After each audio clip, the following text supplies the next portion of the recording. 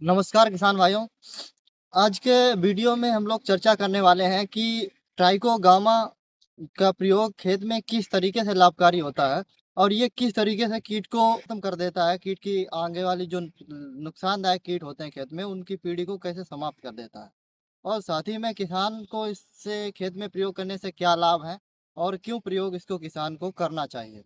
देखिए, कीट एक किसी भी फसल का पड़ाव होता है। किसी भी फसल में कीट एक बहुत बड़ी समस्या होती है। कोई भी फसल हम अपने खेत में ग्रो करते हैं तो कीट लगना स्वाभाविक बात होती है। कीटों को रोकने के लिए हम तरह तरह के इंसेक्टिसाइड खेत में प्रयोग करते हैं और जिनसे इंसेक्टिसाइड से कीट तो मर जाता है, लेकिन उसमें हमको एक तो बहुत ही ज़्यादा खर्चा देखने को मिलता है और खर्चे से हमारा जो लागत है खेत में वो बढ़ जाती है। और साथ ही में जो रसायन हम खेत में डाल रहे होते हैं, वो रसायन हमारे लिए कहीं न कहीं बहुत ही नुकसानदायक, सबके लिए वो न नुकसानदायक होती है। तो इसी के साथ एक अगर हम लोग इसका एक जैविक प्रबंधन कीटों का करना चाहें तो इसके लिए आता है मार्केट में ट्राइकोगामा। ट्राइकोगामा कोई रसायन नहीं है, ये एक कीट है। ये ट्राइकोगामा कार्ड के रूप में खेत में लगाया जाता है और मैं आपको बताऊँ कि ये इस कार्ड में होते हैं अंडे और अंडों को हम लोग खेत में लगा देते हैं, जिससे जब अंडे से टाइकोगामा निकलता है, यानी कि जब उस कीट का जन्म होता है, तो हम उसमें पाते हैं कि जो कीट है वो अन्य कीटों को खत्म कर रहा है। खत्म कैसे करता है कि जो टाइकोगामा होता है, ये जो दूसरे कीट के अंडे पत्तियों में कीट अपने अंडे दे रखे होते हैं अपनी पीढ़ी को बढ़ाने के लिए।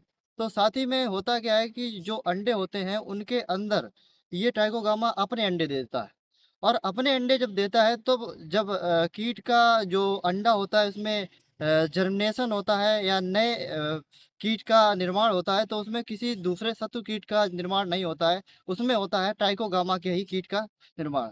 तो ये ऐसे-ऐसे दूसरे कीटों के अंडों के अंदर अपने अंडे देता रहता है और ख़ासकर जो हमारे स्टेम बोरर हैं, जो हमारे फ्रूट फ्लाई हैं, ये जो बहुत सारे कीट हमारे हैं जो धान में लगते हैं, गन्ने में लगते हैं, मक्के में लगते हैं, सब्जियों में लगते हैं, इनकी पीढ़ी को ये धीरे-धीरे बर्बाद कर देता है।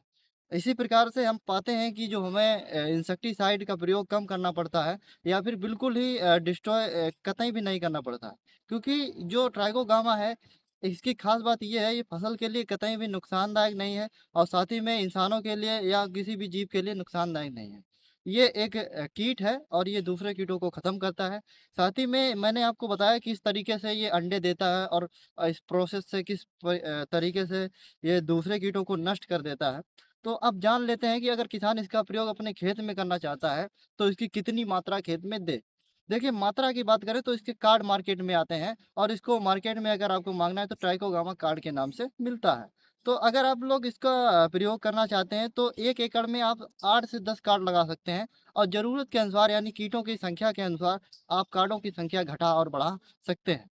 ध्यान रहे, इन कार्डों को आपको पत्तियों के नीचे बाँधना है ताकि जो अंडे हैं उनमें धूप ना लगे, नहीं तो ये अंडे डिस्ट्रॉय हो जाएँगे, खराब हो जाएँगे, तो इसमें ट्राइकोगामा का निर्माण नहीं होगा। तो इस प्रकार से आप अपने खेत में इसका प्रयोग कर सकते हैं और अच्छी बात ये है, ये रसायनों की तुलना में काफ़ी कम इसका प्राइस होता है। जो तो किसान भाइयों, उम्मीद है आपको जानकारी पसंद आई होगी कि किस तरीके से आप अपने खेत में कीटों को नष्ट कर सकते हैं।